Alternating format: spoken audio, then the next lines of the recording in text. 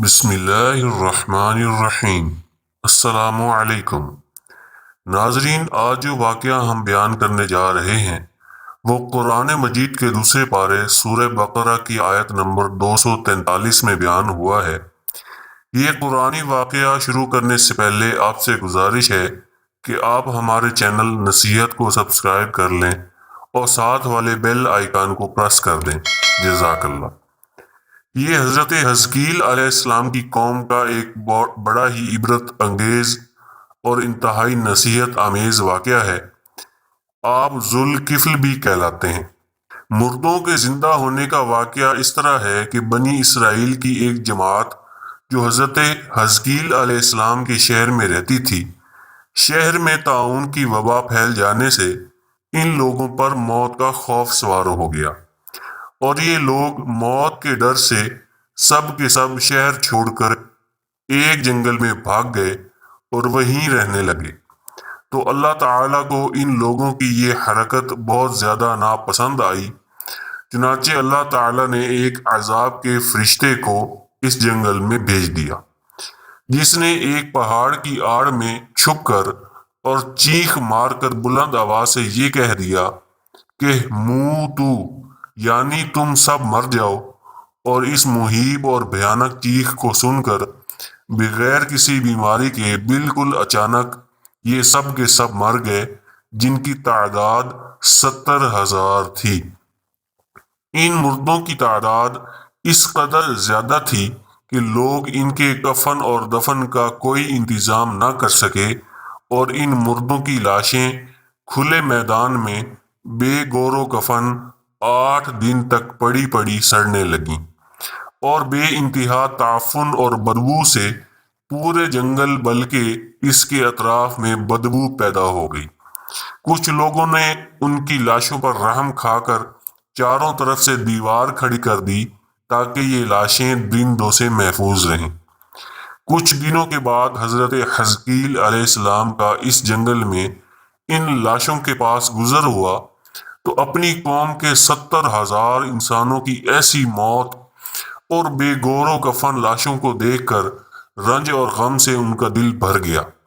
آپ دیدہ ہو گئے اور اللہ تعالیٰ کی دربار میں دکھ بھرے دل سے گڑ گڑا کر دعا مانگنے لگے کہ یا اللہ، یہ میری قوم کے افراد تھے جو اپنی نادانی سے یہ غلطی کر بیٹھے کہ موت کے ڈر سے شہر چھوڑ کر جنگل میں آ گئے۔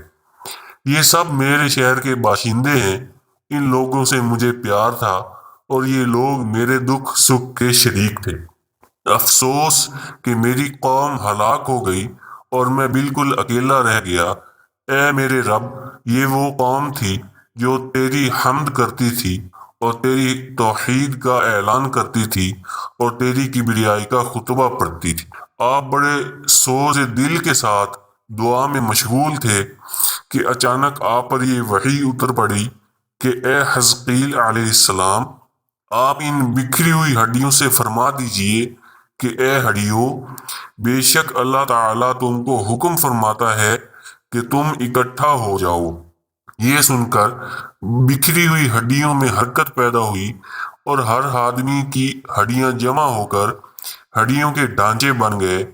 پھر یہ وحی آئی کہ اے حزقیل علیہ السلام، آپ فرما دیجئے کہ اے ہڈیوں، تم کو اللہ کا یہ حکم ہے کہ تم گوشت پہن لو۔ یہ کلام سنتے ہی فوراً ہڈیوں کے ڈھانچوں پر گوشت چڑھنے لگا۔ پھر تیسری بار یہ وحی نازل ہوئی، اے حزقیل، اب یہ کہہ دو کہ اے مردو، خدا کے حکم سے تم سب اٹھ کر کھڑے ہو جاؤ۔ چنانچہ آپ نے یہ فرما دیا تو آپ کی زبان سے یہ جملہ نکلتے ہی 70,000 لاشیں دیکھتے ہی دیکھتے یہ پڑھتے ہوئے کھڑی ہو گئیں کہ سبحانک اللہم و بحمدک لا الہ الا انت۔ پھر یہ سب لوگ جنگل سے روانہ ہو کر اپنے شہر میں آ کر دوبارہ آباد ہو گئے اور اپنی عمروں کی مدت بھر زندہ رہے، لیکن ان لوگوں پر اس موت کا اتنا نشان باقی رہ گیا کہ ان کی اولاد کے جسموں سے سڑی ہوئی لاش کی بدبو آتی تھی اور یہ لوگ جو کپڑا بھی پہنتے تھے وہ کفن کی صورت میں ہو جاتا تھا۔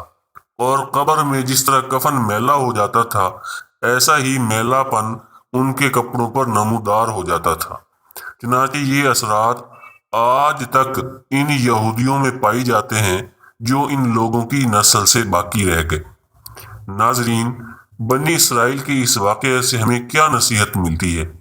نمبر 1، آدمی موت کے ڈر سے بھاگ کر اپنی جان نہیں بچا سکتا، لہٰذا موت سے بھاگنا بالکل ہی بیکار ہے۔ اللہ تعالی نے جو موت مقدر فرما دی ہے وہ اپنے وقت پر ضرور آئے گی۔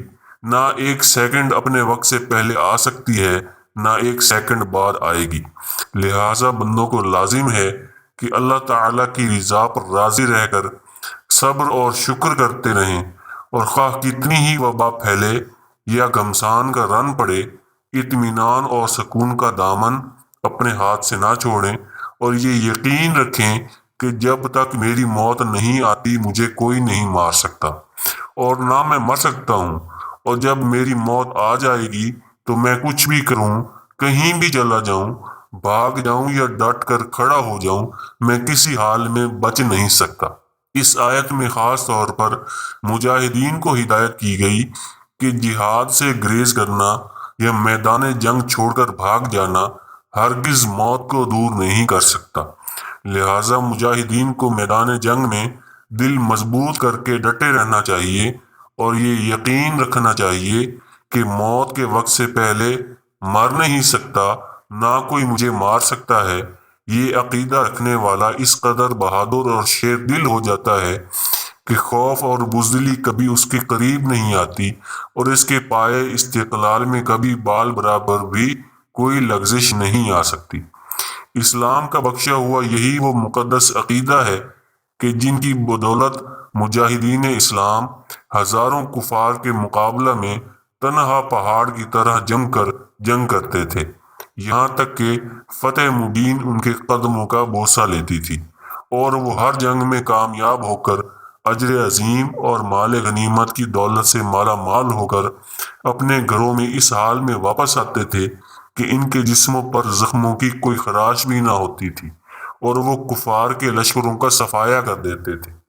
شاعر مشرق نے اس منظر کی تصویر کشی کرتے ہوئے کسی مجاہد اسلام کی زبان سے یہ ترانہ سنایا ہے کہ نہ ٹل نہ سکتے تھے اگر جنگ میں اڑ جاتے تھے، پاؤں شیروں کے بھی میدان سے اکھڑ جاتے تھے، حق سے سرکش ہوا کوئی تو بگڑ جاتے تھے، ٹیک کیا چیز ہے ہم توپ سے لڑ جاتے تھے، نقش توحید کا ہر دل پہ بٹھایا ہم نے، زیر خنجر بھی یہ پیغام سنایا ہم نے۔ اللہ پاک سے دعا ہے کہ وہ ہمیں اپنی حفظ و امان میں رکھے اور ہر آنے والی مصیبت میں صبر اور شکر کرنے والا بنائے، آمین۔